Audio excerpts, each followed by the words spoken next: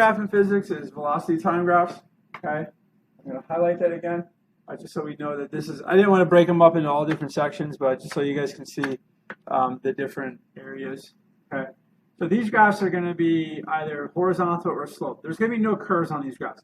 Position time graphs, it is based on how the if it's being accelerated or not. Now, velocity time graphs, it's always going to be either a slope line or a horizontal line. And the interpretation is different, okay, for one thing. So a horizontal line means that it is going constant velocity. So there, it's running, but it's not rising. Right? So we're not changing the velocity, which in terms of the acceleration, it is 0. Okay. On a position, so this would coordinate back to a position versus time graph of the left graph from the last video. Okay. Now, if we have a sloped line, that means it's undergoing an acceleration. Okay. All right. So the acceleration is not equal to 0. All right. So it's going to have a value. And I kind of gave away the next bullet point here. So the slope of a velocity time graph is the object's acceleration. Okay. And if we do that same view with the slope, so remember slope is change in y or change in x, and this graph, it's going to be change in velocity or change in time. Well, what did we talk about the other day? Well, that is the definition of acceleration. Okay. Again,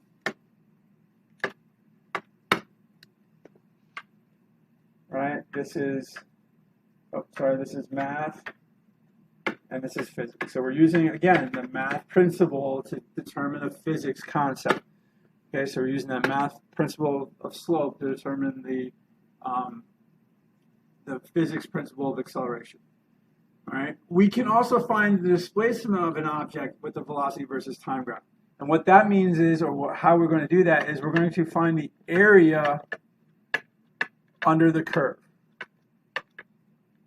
Now, in physics, we talk about curves. Now, like I mentioned before, that there's going to be no quote-unquote curves.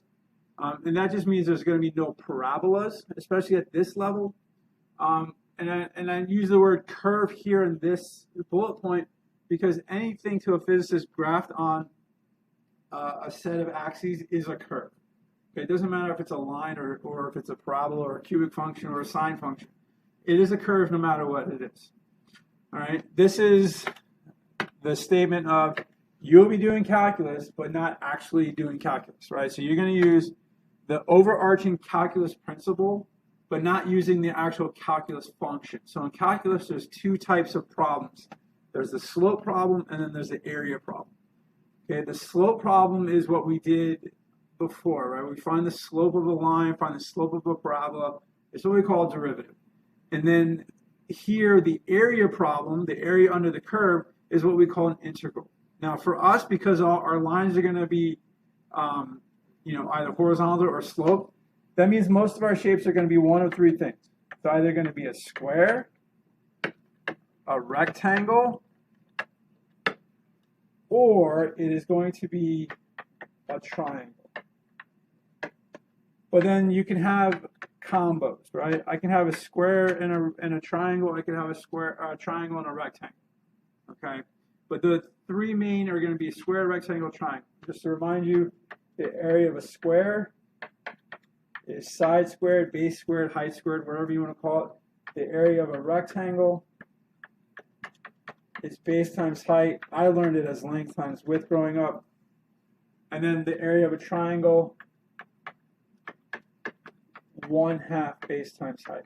Okay, and all of our shapes that we're going to look at will be one of those three or a combination of those three. Okay. Now on a VT graph, and again, that shows us the displacement of the object. Okay. So if you know the initial position, you can figure out where the object ends up. Okay. Or if the initial position is 0, that whatever value you get is going to be your displacement. And you're just going to simply, if you have a graph that looks weird, it's got all kinds of jumbling on it, well, find the area under each segment, add it together. That is the total displacement. Okay. Now on a VT graph, to show that an object is at rest, the object must intersect the x-axis. Okay, and the x-axis mathematically is when the y value is 0, But for physics, because it's a VT graph, it's when our velocity equals 0. Okay.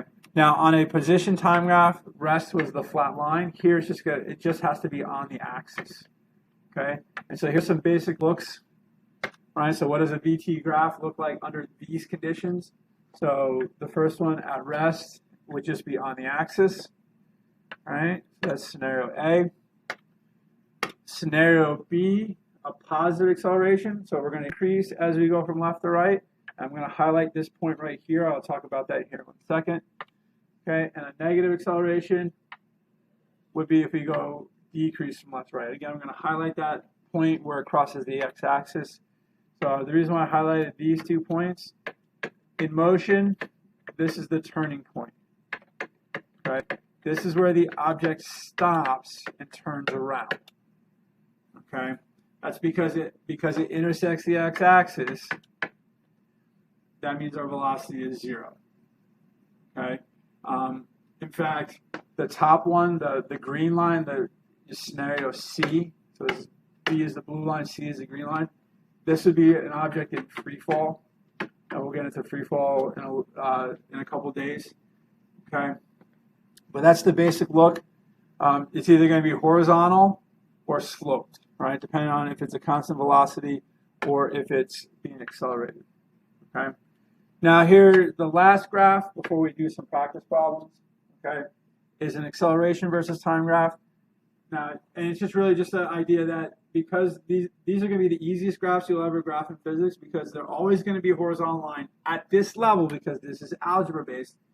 It's always going to be a horizontal line at either 0 if the acceleration is equal to 0 if it's a constant velocity, right?